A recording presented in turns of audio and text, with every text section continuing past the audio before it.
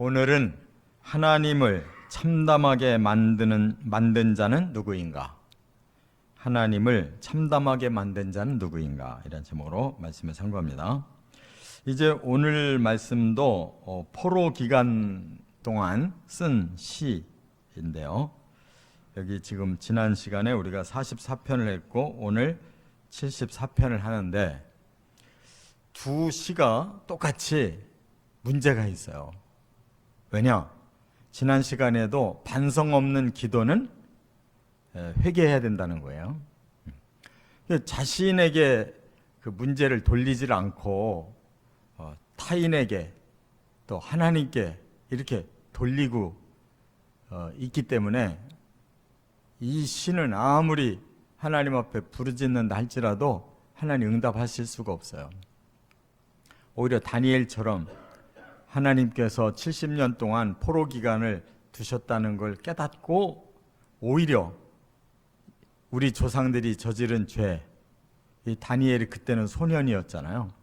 그러니까 이미 조상들의 죄 때문에 이렇게 어린 소년까지도 바벨론의 포로로 끌려갔었단 말이에요. 그래도 그걸 깨닫고 그 죄값을 자신이 이렇게 지고 하나님 앞에 회개하는 걸 볼 수가 있어요. 그게 진짜 포로된 자의 마음이어야 되는 거예요. 그런데 오늘도 마찬가지로 지금 이 시를 쓴 포로 생활하는 그 선민들이 하는 말은 왜 하나님 이렇게 우리의 고통을 오랫동안 놔두십니까? 저 원수들을 왜 그냥 놔두십니까?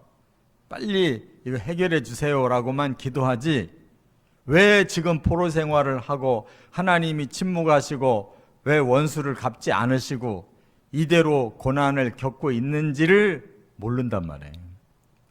원인을 알아야 될 거 아니에요. 남의 문제가 아니라 하나님 문제가 아니라 내 문제라는 거를 왜 깨닫질 못하냐 말이에요. 그래서 진짜 하나님을 참담하게 만드는 자가 누구냐? 적들이냐? 아니면 내 선민이 그 짓을 하는 거냐? 이 오늘날에도 보면 억지를 너무 많이 부려요. 사람들이 억지. 이 뉴스를 들어보세요. 억지가 얼마나 많은지 몰라요. 그냥 주장만 하면 되는 거예요. 근데 그게 사실이 아니고 진실이 아니라면 나중에 어떻게 되겠냐고, 그 억지가. 그게 전부 돌아오는 거예요. 억지 부린다고 되는 게 아니란 말이에요. 모든 결과는 사필귀정인 거예요. 결과는 바르게 끝나는 거지 엉터리로 끝날 수가 없는 거예요. 그렇기 때문에 오늘 본문에서 우리가 잘 깨달아야 되는 거, 이 현상이 누구에게서 나온 거냐, 그걸 알아야 된다는 거예요. 첫째, 1절부터 8절. 하나님의 도성을 파괴한 자는 누구인가? 지금 막 하소연하는 것이 하나님의 성 예루살렘, 하나님의 성전 지금 다 파괴되고 이렇게 형편없는데 왜 하나님 뭐 하고 계십니까? 그러거든요. 여기 1절에 하나님이여 주께서 어찌하여 우리를 영원히 버리시나이까? 어찌하여 주께서 기르시는 양을 향하여 진노의 연기를 뿜으시나이까? 지금 유다는 멸망을 당해서 포로로 끌려가서 지금 정처 없이 살고 있다 보니까 막 가슴이 답답한 거예요. 근데 하나님 왜 우리를 이렇게 내버리고 가만 놔두십니까? 그거예요. 그러면서 2절에 보니까 우리는 옛적부터 하나님의 속량으로 주의 기업의 지파가 됐고 그 다음에 주의 회중이 됐고 우리에게는 시온산이 있는데 3절에 보니까 이렇게 영구히 파멸된 이 성을 보고 원수가 이 성소까지도 다 파괴하는 악을 행했는데 어찌 하나님 가만히 계십니까? 그러는 거예요. 4절에는 파괴만 할 뿐만 아니라 그들이 오만해져서 대적이 떠들며 자기들 깃발을 세웠고 5절에는 도끼로 살림을 베듯이 모든 성을 다 싹 쓸어버리고 6절에는 성소도 회파했고 7절에는 불사르고 더럽혔고 8절에 모든 회당까지도 다 불살랐습니다. 그러니까 자기들이 살던 이 예루살렘 성이 완전히 쑥대밭되고 폐허됐다 이거예요. 그리고 자기들은 그래도 살아서 포로로 끌려가서 지금 정처 없이 기다리고 있는데 어째 하나님 가만히 계십니까? 어찌 저 원수들이 저지른 악행을 어떻게 가만히 내버려 두십니까? 이 말이에요. 근데 여기에 지금 자기들의 얘기를 한마디라도 하냐고요. 하나님, 우리가 하나님 앞에 죄를 많이 져서 하나님이 진노하셔서 오히려 저 원수들을 끌어다가 우리를 징계하는 도구로 쓰셨습니다. 이게 정답이거든요. 그러니까 우리가 시련을 당할 때는 생각을 해봐야 되는 거예요. 왜 시련이 오는지. 하나님이 무자비해서 하나님이 관심이 없어서가 아니라 하나님이 얼마나 마음이 아프고 얼마나 참담했으면 당신의 선민을 치시는지를 생각해 봐야 된단 말이에요. 그래서 정말 이 예루살렘 성이 왜 도대체 파괴됐느냐? 이게 누가 한 짓이냐? 그걸 직접 행위로는 바벨론이 했지만 하나님이 바벨론을 불러서 치게 했단 말이에요. 그러니 하나님이 바벨론을 치겠냐고요. 지금 도구로 사용하고 계시는데 누구를 치려고? 선민을 치려고. 왜? 그들이 악하니까. 그들이 전부 하나님의 뜻을 저버리고 이웃 나라들의 우상을 드리고 이웃 나라들이 강하면 그 무기에 꼼짝 못하고 하나님을 거들떠보지 않아놓고 이제 와서 망하고 나니까 하나님 탓하고 바벨론 탓한다고 해결되냐고. 우리의 삶 속에서 파괴되는 것이 있거든 남 탓하지 말고 내 탓을 해야 되는 거예요. 나의 어떤 문제점이 있길래 이런 일이 일어났을까? 이것이 해결 방법이라는 것을 깨달아야 될 줄 믿습니다. 두 번째, 9절부터 17절에 보면 하나님의 능력을 무시한 자는 누구냐? 지금 그런데 여기 9절부터 뭐라고 해요? 아니 이런 상황에서 하나님 손 놓고 있으면 어떡합니까? 하나님이 능력이 없는 분도 아닌데 왜 손을 놓고 계십니까? 그 말이에요. 그래서 9절에 표적도 안 일어나고 선지자도 없고 이 상황을 아는 자도 없습니다. 그런데 왜 10절에 보니까 대적 원수가 언제까지 이렇게 주의 이름을 영원히 능욕하고 11절에 어찌하여 주의 오른손은 가만히 있습니까? 그 얘기거든요. 하나님 능력은 얼마든지 하실 수 있는데 왜 가만히 계십니까? 그 얘기예요. 그러면서 12절에 하나님은 나의 왕이고 구원자고 능력자고 그 능력이 어느 정도냐? 13절에 바다를 나누고 용 머리를 깨뜨리고 14절에는 리오 야단의 머리를 부실 수 있는 하나님이십니다. 그러니까 뭐 하나님은 원수가 아니라 사탄도 멸할 수 있는 능력이 있습니다. 이렇게 인정하는 거예요. 15절에는 바위를 쪼개서 큰 물을 내시고 그렇잖아요. 자기 조상들이 광야에서 물이 없으니까 바위를 쪼개서 물을 내셨잖아요. 강을 마르게 하시고 홍해도 마른 땅을 건너게 하시고 요단강도 마른 땅으로 건너가게 하신 그런 기적이 하나님이셨잖아요.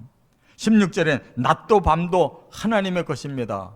하나님이 태양도 떠오르게 했다가 지게 했다가 그렇게 하시고 17절에 여름도 만들었다가 겨울도 만들었다가 이 계절도 하나님이 다 하시지 않습니까? 이거요.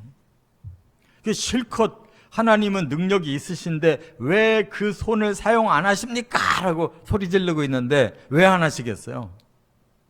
예? 이런 능력이 있는 하나님이 왜 능력을 발휘하지 않으시겠냐고요. 그걸 생각해 봐야 될 거 아니에요. 왜 안 하냐고 답답하다고만 말하지 말고. 오히려 선민이 하나님을 믿던 자들이 이방인들이 섬기는 우상이 더 강하구나라고 생각하고 하나님 내버리고 우상 섬긴 사람들이잖아요. 우상이 더 강하다고. 또 그들의 무기가 더 능력 있다고 강대국에게 붙어가지고 화친이나 맺고 같이 범죄나 저지르고 그랬잖아요. 전에는 하나님 능력을 인정도 안 하던 놈들이 왜 이제 와서는 하나님의 능력이 왜 있는데도 사용 안 하십니까? 이러잖아요. 이렇게 사람의 마음은 변덕이 죽을 듯 하는 거예요. 평소에는 더 복받고 더 화려하게 살고 싶어가지고 하나님 내치고 우상 섬기고 강대국에게 빌붙어 살더니 이제는 그들에게 망하고 나니까 하나님 능력 있는 하나님, 나의 왕, 나의 구원자인데 왜 하나님 가만히 계십니까? 이러는 거예요. 이런 것이 억측이라는 거예요. 상황마다 바뀌는 거. 이랬다 저랬다. 누가 하나님을 무시했냐고. 외적이 무시한 게 아니라 바로 선민이 당신의 하나님을 무시한 거예요. 그 능력을 평소에 무시해놓고 망하고 나니까 왜 능력 발휘를 안 하십니까? 이따위 소리 하는 기도에 응답하실 수 있냐고. 우리가 이런 식으로 신앙생활 하지 않냐고. 세 번째, 18절부터 23절에 보면 하나님의 언약을 파기한 자는 누구인가? 이 사람들이 언약 문제를 딱 끄집어냈어요. 어디서 감히 건방지게 지들이 언약을 파괴해놓고 하나님 보고 언약이 있지 않습니까? 왜 언약 안 지키십니까? 이따위 소리를 지금 하고 있는 거예요. 이게 말이 되냐고. 여기 18절에 보니까 원수가 주를 비방하고 우매한 백성이 주의 이름을 능욕하고 있는데 또 그들이 주의 백성을 막 맷비둘기처럼 가난해서 목숨이 경각에 달려있는데 20절에 속 얘기가 딱 끄는 거예요. 그 언약을 눈여겨보소서 그랬어요. 이 말은 뭐예요? 지금 하나님도 온갖 모독을 당하시고 우리도 맷 비둘기같이 저렇게 언제 죽을런지 모르는 그런 간당간당한 목숨을 붙이고 있는 이런 상황에 하나님 언약을 한번 기억해 보세요. 그 말이에요. 하나님 우리랑 어떤 언약 맺었습니까? 우리를 하나님의 백성 삼고 높여주신다고 하지 않았습니까? 왜 그 언약 지금 안 지킵니까? 이 말이에요. 근데 감히 그런 말 할 자격이 있냐고 이스라엘이. 20절 하반절에 지금 포악한 자가 가득하고 21절에는 학대받는 우리가 부끄러움에 돌아가지 않도록 하나님 해주셔야 되지 않습니까? 가난하고 궁핍한 자가 다시 하나님의 은혜로 구원받고 다시 찬송해야 되지 않습니까? 22절에 주의 원통함을 풀어주셔야 되지 않습니까? 23절에 대적들의 소리를 들으시고 해결해 주셔야 되지 않습니까? 계속 지금 언약을 조건으로 삼아서 계속 하나님 해결해야지 뭐하고 있습니까? 이런 얘기예요. 여기에 지금 자기들의 반성이 있냐고. 한 톨도 자신들의 죄나 자신의 부족, 자신들이 하나님 배신하고 언약을 깨뜨린 자라는 거 인정을 절대 안 한다니까. 근데 이런 기도에 하나님이 응답할 수 있냐고. 겉으로는 얼마나 기가 막힌 지금 기도해요. 뭐 하나님 능력도 철석같이 믿고 뭐 언약도 철석같이 지키고 막 이러는 것처럼 지금 꾸며대고 있거든요. 근데 왜 오늘까지 이렇게 됐냐? 자기들이 언약을 내버린 거예요. 자기들이 언약을 깨뜨려서 하나님이 징계한 거란 말이에요. 오늘 우리 같으면 바로 예수 그리스도의 복음 언약을 우리가 내버려 놓고 우리가 시련 당하니까 하나님 왜 우리를 구원해 놓고 다시 내버리세요? 그러는 거예요. 너희들이 믿음을 잃어버려서 버림받았지 언제 하나님이 십자가 언약을 파기한 적이 있냐고. 우리가 십자가를 지고 가야 되는데 십자가 내버려 놓고 복음 내버려 놓고 지가 스스로 뭔가 이 땅에서 해보겠다고 야단치고 머리 써놓고 지금 와서 안 되니까 왜 하나님 탓하냐고. 바로 이게 문제인 거예요. 그러니까 오늘 우리는 하나님을 참담하게 만드는 주인공들이에요. 우리 자신이 잘 믿는다고 내가 이렇게 신앙생활하고 내가 이렇게 헌신했습니다라고 자랑하려고 하는 이 심보들이 틀려먹은 거예요. 어떻게 믿었냔 말이에요. 예? 과연 오늘의 실패가 누구 책임이냐 이거예요. 과연 하나님이 능력이 정말 없어서 가만히 계시는 거냐 이거예요. 언약을 맺었다면 누가 언약을 먼저 깨뜨렸냐 이거예요. 그래서 우리는 다니엘처럼 에스겔처럼 그 포로 기간 동안에 철저히 회개하고 하나님 앞에 우리 자신이 스스로 낮아지고 하나님의 긍휼을 구할 뿐이에요. 이런 사람들 때문에 포로 기간이 끝난 게 아니라 다니엘이나 에스겔 사람들 같이 믿은 사람들 때문에 포로에서 돌아온 거예요. 할렐루야! 바르게 깨닫고 바르게 믿고 바르게 구원을 받으시기를 주의 이름으로 축원합니다.